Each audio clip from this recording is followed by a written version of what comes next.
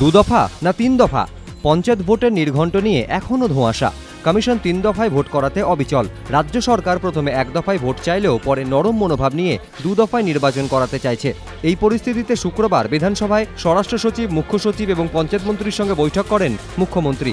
প্রায় আধ ঘন্টা ধরে চলে বৈঠক সেরে বেরিয়ে মুখ্যমন্ত্রী জানান আর ২-১ দিনের মধ্যেই পঞ্চায়েত ভোটের দিনক্ষণ ঘোষণা করা হবে। মুখ্যমন্ত্রী প্রথমে চেয়েছিলেন ১ দফায় পঞ্চায়েত ভোট, কিন্তু নির্বাচন কমিশনের বক্তব্য, রাজ্যের বর্তমান রাজনৈতিক পরিস্থিতিতে সুষ্ঠুভাবে ভোট করতে হলে করতে হবে ৩ দফায়।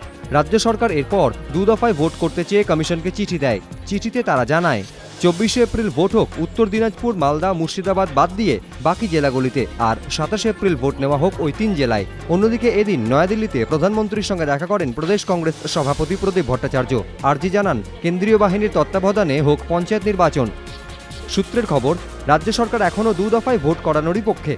ওয়াকিবহাল মহলের মত, রাজ্য সরকার ২ দফাতে ভোটের নির্ঘণ্ট ঘোষণা করলে তার বিরোধিতা করে রাজ্য নির্বাচন কমিশন আদালতের দ্বারস্থও হতে পারে।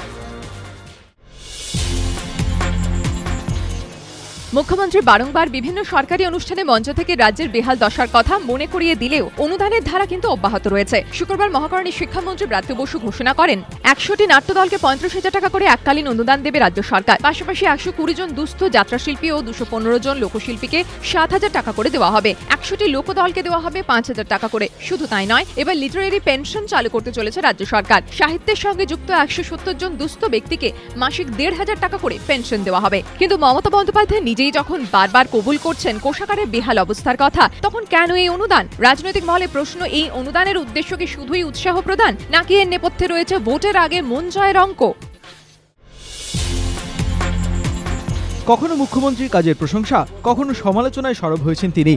আর এবার মুম্বই বিস্ফোরণ কাণ্ডে রায়ের প্রেক্ষিতে সঞ্জয় দত্তের পাশে দাঁড়ালেন মার্কেন্ডেয় কারজু। এবার সঞ্জয় দত্তের শাস্তি মুকুবের আবেদন জানালেন প্রেস কাউন্সিলের চেয়ারম্যান। মুন্না ভাইয়ের সাজা মাফের জন্য মহারাষ্ট্রের রাজ্যপাল কে শঙ্কর নারায়ণের কাছে চিঠি পাঠিয়েছেন তিনি।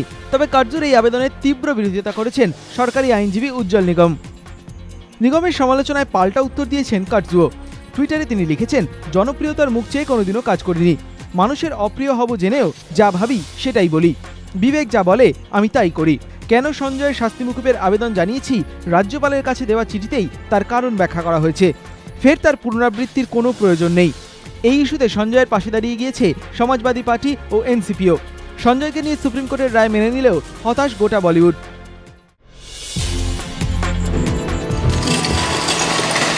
ভেঙে পড়েছে কাচের দেওয়াল, মাঝে মধ্যে বিগড়াচ্ছে কনভেয়ার বেল্ট, শৌচাগারের অবস্থা তথৈবচ। পর্যাপ্ত সংখ্যক সাইনেজ না থাকায় দিশেহারা যাত্রীরা। এরকমই বহুবিধ সমস্যায় জর্জরিত কলকাতা বিমানবন্দরের নতুন টার্মিনাল। প্রায় ২৪,০০০ কোটি টাকা খরচ করে টার্মিনাল তৈরি হলেও পরিষেবা নিয়ে হাজারো অভিযোগ রয়ে গেছে যাত্রীদের।